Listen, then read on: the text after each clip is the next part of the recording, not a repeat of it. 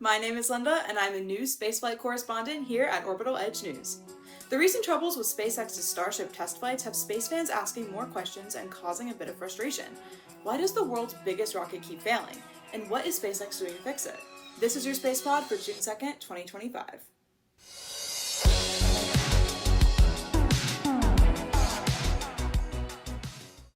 Starship is SpaceX's mega rocket, designed to be fully reusable for trips to the moon, Mars, and beyond.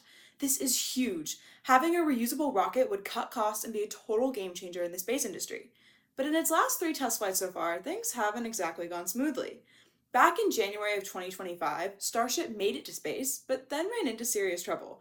Intense vibration shook the vehicle more than expected, causing a propellant, fuel, pipe to crack and leak.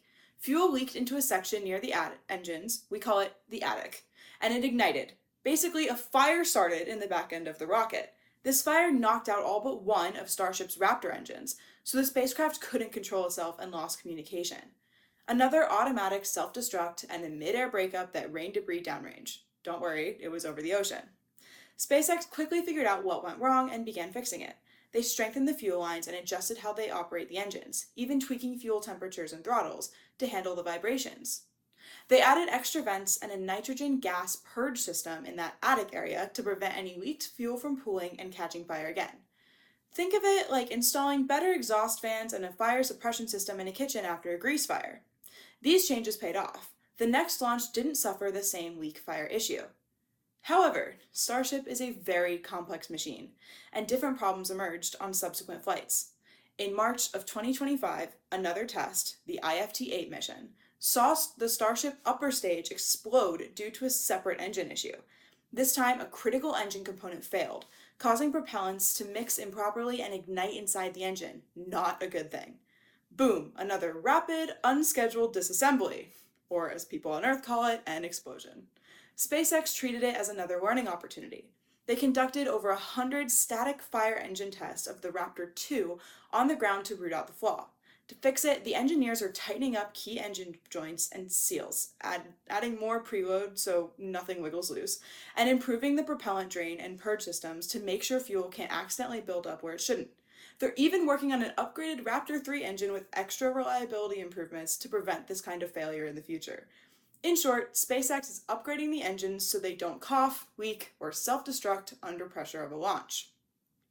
Most recently, Starship almost aced a test on May 27, 2025. But almost is the key word. The launch itself went great. The booster and Starship separated, all six second stage engines fired for over 6 minutes as planned, and it reached space. But then things went sideways. Literally.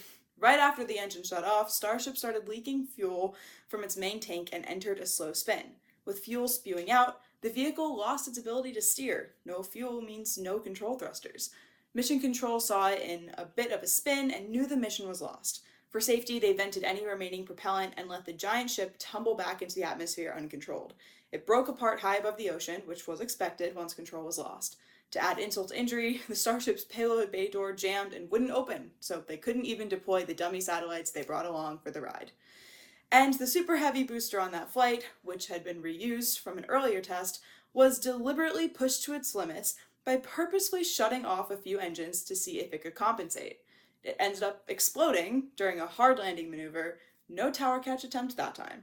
Not exactly the success they had hoped for. The leak during coasting was a new problem, and SpaceX is surely investigating the cause. Whether it was a faulty valve, a crack, or something else. We can expect them to refine the tank design for software to ensure stable pressure during future flights. In any case, they gathered a lot of good data to review from that test, and you can bet they're already working on a fix so the next Starship can re-enter safely without spinning out. It might sound like Starship has been blowing up a lot, and it has. But it looks like this is actually just part of SpaceX's game plan. They test early and often, find what's wrong, fix it, and fly again. Each failure has taught them something new, from how to harden the rocket against vibrations and leaks, to how to improve engine robustness. In fact, SpaceX says they plan to ramp up the launch pace to one Starship flight every few weeks. That rapid cadence means quick turnarounds to test new fixes. It's a bold strategy, essentially fly, fail, learn, repeat. There is the argument that maybe SpaceX should slow down a little bit, focus, and spend more time working on Starship in between each test launch. But amid the fireworks, there have been some pretty cool successes. The Starship booster has been caught mid-air by giant robotic arms on the launch tower multiple times now. Imagine a 70-meter rocket stage being plucked out of the sky.